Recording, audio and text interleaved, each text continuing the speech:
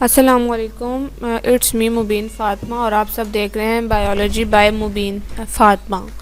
इस चैनल पे मैं आप सबको बायोलॉजी से रिलेटेड कुछ वीडियोस अपलोड करूँगी आपके सिलेबस के according 9th 10th first year and second year. तो आप सब इसको देख के और अपने कॉन्सेप्ट क्लियर कर सकते हैं जो कि आपके पेपर्स में भी आपको बहुत फ़ायदेमंद होंगे।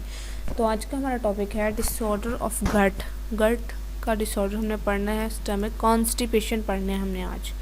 हम लोग पढ़ने जा रहे हैं कि कॉन्स्टिपेशन क्या होती है, कॉन्स्टिपेशन क्यों होती है, कॉन्स्टिपेशन की वजूहात क्या, और अगर कॉन्स्टिपेशन हो जाए तो फिर हमें क्या करना चाहिए। तो चलें हम लोग स्टार्ट करते हैं अपनी video. Okay, let's start. Okay, introduction.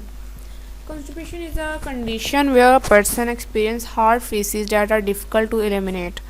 सबसे पहले आप लोग इस डेफिनेशन को अगर समझें तो इसमें ये है कि हम लोग क्या करते हैं कि जो हार्ड फीसिस होती हैं वो ज़्यादा डिफ़िकल्ट हो जाती हैं।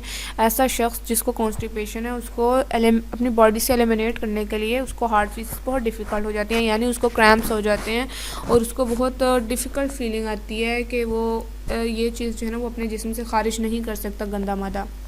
Constipation is a condition in which you may have fewer than 3 bowel movement a week, stools that are hard, dry and lumpy, okay, stools that are difficult or painful to pass, or a feeling that not at all stool or passed, okay।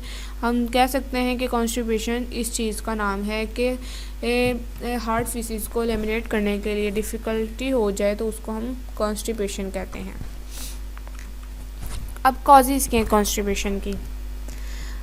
Excessive absorption of water through colon, insufficient intake of dietary fiber, यानी insufficient intake of, अगर हम insufficient यानी ज़्यादा ही कम ले रहे हैं और अगर हमने कुछ ज़्यादा ही डाइटरी फाइबर्स ले लिए हैं यानी छिलके वाला फ्रूट हमने कुछ ज़्यादा ही खा लिया है या कुछ ज़्यादा ही कम कर लिया है उसको, ओके, डाइटरी फाइबर्स को। इसी तरह कोलोन में ये आप सब देख रहे हैं ये हमारे पास कोलोन का पार्ट है, यहाँ पे एब्जॉर्प्शन ऑफ वाटर ज़्यादा हो जाए at the end of rectum, rectum से पहले अगर कोलोन में ज़्यादा एब्जॉर्प्शन ऑफ वाटर हो जाए तो उस वजह से भी हमें यानी कि एक पेशेंट को कॉन्स्टिपेशन हो सकती है। डिहाइड्रेशन, अगर पानी आप कम पी रहे हैं उस वजह से भी आपको ये प्रॉब्लम फेस करना पड़ सकती है। Use of medicine for example those contain iron calcium aluminium, ऐसी अद्वियात अगर आप इंटेक कर रहे हैं जिसमें कैल्शियम आयरन और एलुमिनियम ज़्यादा हैं तो उस वजह से भी आपको हो सकता है। ट्यूमर इन रेक्टम और एनस, और अगर आपके पास यानी कि जो पेशेंट है उसको ट्यूमर है रेक्टम में और एनस में, यानी उसको कोई इन्फेक्शन हो गया है रेक्टम पे इस टाइप पे या फिर यहाँ पे रेक्टम में, अगर तो उसे कोई इन्फेक्शन हो गया तो हम फिर भी कह सकते हैं कि ये क्या नाम है इसका कॉन्स्टिपेशन आपको हो सकती है। ओके, उम्मीद है कि आप सब यहाँ तक तो समझ ही गए होंगे।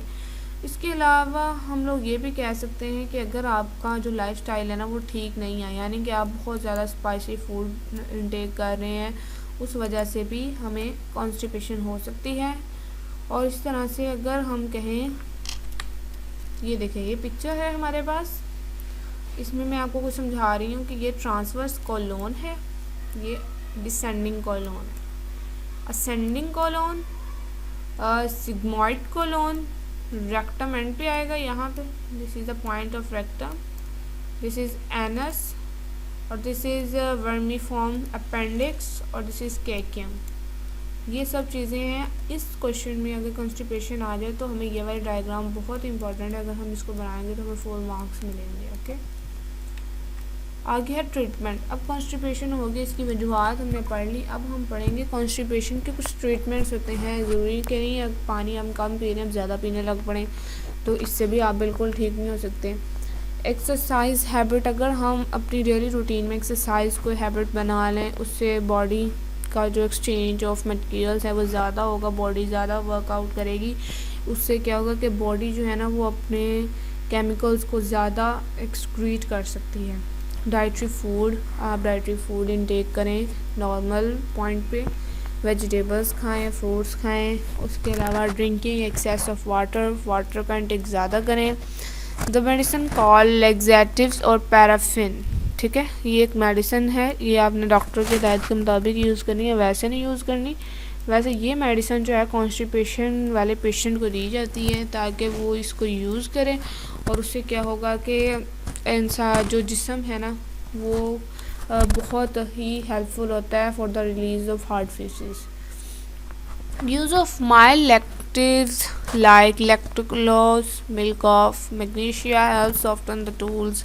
ओके, ये सब हमारे पास क्या है, मैंने यहाँ पे आपको कुछ पिक्चर्स लगा के समझाने की कोशिश की है कि हाई फाइबर फूड्स में बनाना आता है, सीड्स आते हैं, हमारे पास ओट्स आते हैं और नट्स आते हैं, एप्पल आता है हमारे पास, और कुछ मेडिसिन से भी इसको रिलीफ मिल सकता है। I hope you will understand the topic, और अगर आपको समझ नहीं आई तो कमेंट में पूछें। Please like share subscribe my channel.